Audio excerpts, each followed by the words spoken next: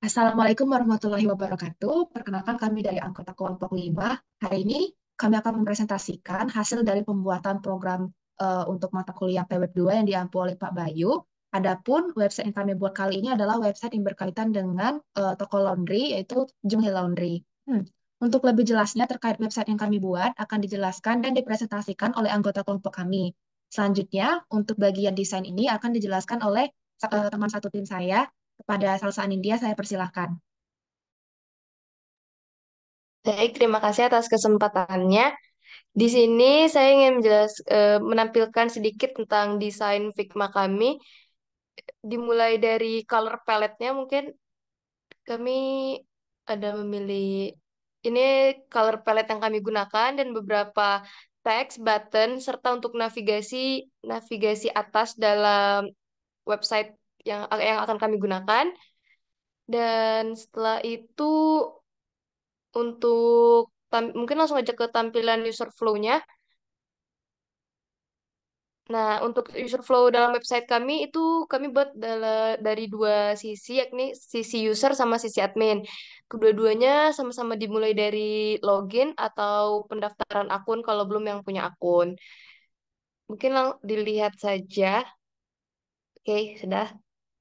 Terus mungkin saya akan melihat prototype-nya ya. Ya, ini untuk prototype yang udah kami buat di Figma seperti ini. Ini untuk halaman login dan ini home-nya seperti ini login. Next, ini sign up yang belum punya akun.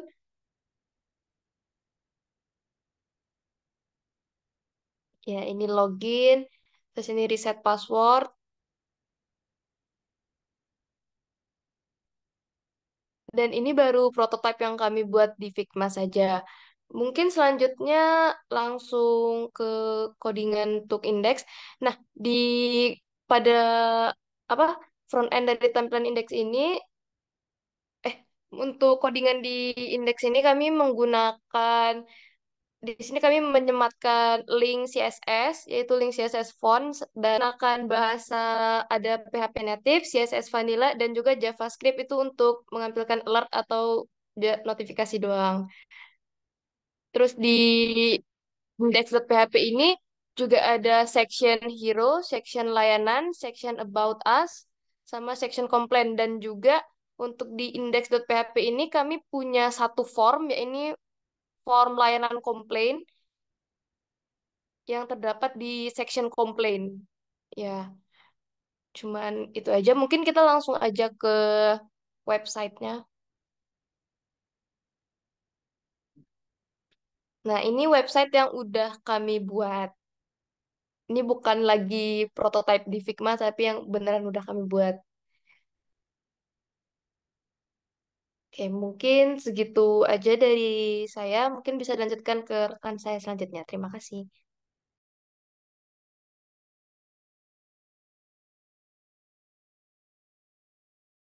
Baik, terima kasih. Di sini yang terakhir itu desain database yang kami buat saat ini baru terdiri dari tabel user dengan atribut ID user, email, password, dan tanggal daftar. Baiklah, kita lanjut ke codingan koneksi. Variabel koneksi digunakan untuk menyimpan hasil eksekusi fungsi MySQL Connect. Fungsi ini digunakan untuk membuat koneksi ke database MySQL. Parameter yang digunakan adalah localhost untuk menunjukkan lokasi server database, root untuk menunjukkan nama pengguna database, dan laundry untuk menunjukkan nama database yang akan digunakan. Kode menggunakan operasi yaitu if untuk memeriksa apakah koneksi ke database berhasil atau tidak. Jika koneksi gagal, maka kode akan menampilkan pesan connection failed serta pesan error yang dihasilkan oleh fungsi MySQL connect. Baiklah, selanjutnya akan dijelaskan oleh teman saya. Baik, terima kasih. Berikutnya saya akan menjelaskan bagian register. Pada bagian register ini, untuk tampilannya lebih kurang seperti ini. Ada di bagian pojok kanan. Nah, yang pertama kali ketika kita mengklik tampilan profil itu adalah halaman login. Tapi karena kita belum pernah mendaftar ke database ini, maka user dipaksa untuk mendaftar atau melakukan sign up terlebih dahulu. Nah, sebelum memulai praktek dari website yang telah kami buat di bagian saya, kami akan menjelaskan terlebih dahulu logic atau codingan yang digunakan untuk membuat bagian register ini. Nah, pada bagian register di sini kami menggunakan form. Nah, sebelumnya kami membuat section dulu. Sectionnya ini adalah section register, yang mana ditampung dalam sebuah kontainer register, lalu ada judul yaitu sign up dengan menggunakan H2, dilanjutkan dengan form action, yang mana form actionnya ini akan berlari ke halaman function PHP, yang mana function PHP ini menyimpan segala macam logic yang digunakan terkait PHP native. Nah, metode yang digunakan di sini adalah method post, di mana method post ini tidak akan menampilkan apa yang diinputkan oleh pengguna. Selanjutnya di sini adalah ada tulisan label email, di mana pada label email di sini nanti akan ada input yang berupa input type email dengan ID email, dan jangan lupa untuk diberikan nama agar dipermudah ketika kita melakukan mengirim atau melakukan pengecekan dengan menggunakan PHP native nanti. Selanjutnya kami menggunakan require placeholder yaitu email. Lanjut tidak lupa meminta password dan juga tombol button. Tombol button jangan lupa untuk diberikan nama supaya bisa dipanggil di bagian function PHP nanti dengan tulisan sign up. Oke, itu untuk tampilan dari sisi formnya. Untuk sisi logiknya di sini kami menggunakan function PHP. Jadi seluruh codingan logic yang ada di website ini kami simpan dalam satu file yaitu function.php. Karena di dalam function.php ini akan menggunakan koneksi.php yang telah dijelaskan oleh teman saya tadi, maka kami memanggil sebuah metode yang ada di PHP yaitu require koneksi.php, sehingga nanti bisa seluruh coding yang ada di koneksi.php bisa masuk ke dalam file function.php. Nah, dimulai dari logic daftar. Di sini kami melakukan pengecekan dengan menggunakan if, di mana ada metode iset. Jadi metode iset ini digunakan untuk melakukan pengecekan apabila terjadi suatu aksi yang dilakukan oleh user. Nah, aksi yang dilakukan oleh user ini adalah user menekan tombol register. Nah, ketika user menekan tombol register, karena register tadi adalah nama yang ada di tombol button, maka yang terjadi adalah PHP ini nanti akan menyimpan sebuah variabel bernama email dari inputan email yang ada di form tadi. Lalu akan menyimpan sebuah password dalam sebuah variabel ini yang merupakan inputan dari inputan yang ada di register tadi untuk password. Nah, karena agar codingan kami lebih aman untuk password, kami tidak hanya menggunakan password biasa, tapi kami sudah melakukan enkripsi pada password kami, sehingga apa yang diinputkan oleh user itu passwordnya tidak ditampilkan, melainkan hanya kode-kode yang tidak bisa dibaca. Nah, yang kami gunakan itu adalah menggunakan metode password hash. Password hash di sini dipanggil dengan password user tadi, lalu dipanggil password default.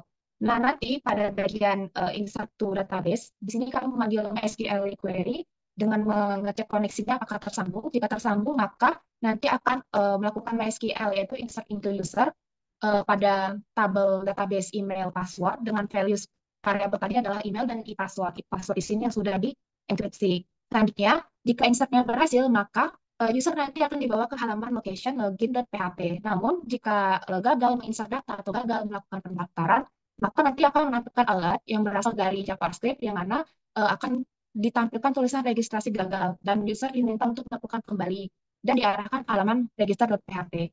Lebih kurang itu untuk tampilan dari register.php. Selanjutnya adalah aplikasi dari penggunaan register.php. Di sini saya mencoba untuk mendaftarkan email saya dengan nama email Shetlana081 dan juga kata sandi misalnya adalah ASD. Kita akan dapat. Nah, selanjutnya, jika misalnya pendaftaran ini berhasil, maka user tadi akan masuk ke dalam database seperti yang ada di contoh. Nah, password tadi adalah ASD, tapi karena kami menggunakan password hash, maka password tidak terbaca di database. Oke, itulah untuk penjelasan terkait registrasi. Selanjutnya adalah penjelasan login yang akan dijelaskan oleh rekan saya. Terima kasih. Baik, terima kasih. Mungkin bisa dilihat langsung saja dari codingannya. Di sini ada file yang bernama login.php. Di sini kami menggunakan section yang bernama login. Ada gambar, terus ada div class container login biar untuk memudahkan dalam penstylan file tersebut. Terus lanjut ada heading satu yang bernama login. Di sini kami menggunakan form action yang akan mengambil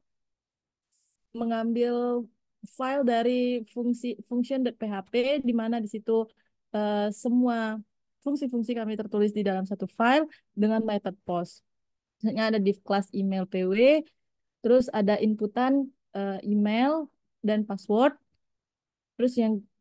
Terus selanjutnya ada link untuk lupa sandi yang yang akan mengarahkan ke file lupasandi.php. Lanjut ada login sign up, terus button submit untuk melakukan login atau melakukan sign up. Terus langsung saja ke file function.php. Di sini jika user melakukan suatu aksi yaitu menekan tombol login, maka akan mengambil data dari email dan password yang sudah dituliskan. Lanjut ngecek di database jika dengan fungsi dengan variabel check DB, terus melakukan koneksi. Jika koneksi tersambung, maka dia akan mengambil select from user where email sama dengan variabel email, mengambil email, terus mengecek per baris apakah email tersebut sudah terdaftar dan sekaligus mengambil password yang sudah terdaftar. Jika variabel hitung lebih dari 0, artinya jika email atau password tersebut terdaftar, maka akan beralih ke atau user akan beralih ke halaman home. Lanjut, jika password tersebut salah, maka di sini kami menggunakan JavaScript dengan mengeluarkan alert password salah dan lokasi akan tetap di halaman login. Lanjut, jika gagal insert atau password dan email itu tidak ditemukan atau belum terdaftar, maka akan mengeluarkan juga akun tidak ditemukan dan lokasi tetap di login.php atau di halaman login. Mungkin lanjut langsung saja ke tampilannya. Sini tadi teman saya tadi sudah membuat akun. Lanjut saja langsung login, memasukkan password, terus login. Nah, jika berhasil, maka dia akan kembali ke halaman home. Mungkin coba untuk lupa sandi atau emailnya belum terdaftar. Sini. Mungkin ini lupa kata sandi. Nah, mungkin di sini akan kembali ke halaman ini. Mungkin lanjut saja langsung ke teman saya akan menjelaskan lebih lanjut. Terima kasih. Oke, selanjutnya itu untuk lupa sandi boleh ke halaman websitenya terlebih dahulu. Nah, di halaman website ini ada 3 inputan yang diminta. Pertama email, new password, copy password. Mungkin kita bisa langsung ke file PHP-nya saja untuk penjelasannya. Nah, untuk menampilkan 3 inputan tadi itu, kami menggunakan form dengan metode post, dengan actionnya itu bakalan ke function.php, di mana seluruh logiknya itu ada. Nah, kami meminta ada email, di password, dan copy password, dengan kami mengirimkannya menggunakan button bernama reset password dengan name-nya itu update password. Jadi ketika user mengklik reset password, mungkin bisa langsung ke file function.php. Nah, tadi di update password itu, di reset password itu namanya itu kan update password. Jadi ketika button itu diklik, maka fungsi ini akan akan mengambil email, new password, dan copy password sesuai inputan dari user. Nah, kemudian akan mengecek email yang diinput dari user itu apakah ada atau tidak, dan akan menggunakan cek DB dan hitung tersebut.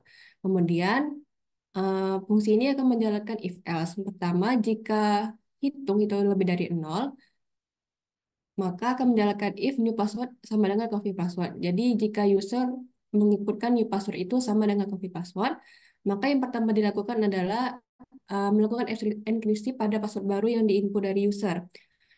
Nah, sudah dienkripsi, maka database itu akan mengupdate password yang baru saja diinputkan user dengan cara update user set password dengan hash password beremail sama dengan email. Nah, kalau berhasil, maka akan menjalankan if update password itu berhasil dengan ada script alertnya itu password berhasil diperbarui dan akan langsung mengarah ke login.php. Nah, jika tidak bisa, tampilkan pesan error dengan alertnya itu password gagal diperbarui dan akan mengarah ke lupasani.php. Nah, kemudian jika password yang new password sama copy passwordnya itu beda, maka akan ada alert password baru dan konfirmasi password tidak cocok dan akan kembali ke lupasani.php. Dan jika satu lagi, else jika hitung lebih dari 0 tidak ditemukan atau user itu tidak ditemukan, maka ada alert akun tidak ditemukan dan akan kembali ke lupasani.php. Mungkin bisa langsung ke penerapannya. Reset password tadi ada user Syakila Nahwa. Mungkin new passwordnya itu bisa 123. OP passwordnya juga 123. Oke, reset password. Password berhasil diperbarui. Mungkin bisa lihat di database juga.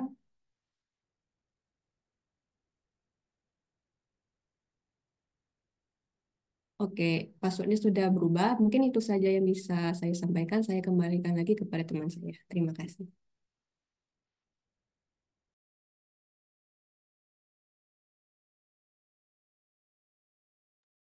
Baik, terima kasih untuk penjelasannya kepada anggota tim kelompok saya. Lebih kurang itulah website yang kami buat terkait untuk pemenuhan mata kuliah yang diampu oleh Pak Bayu.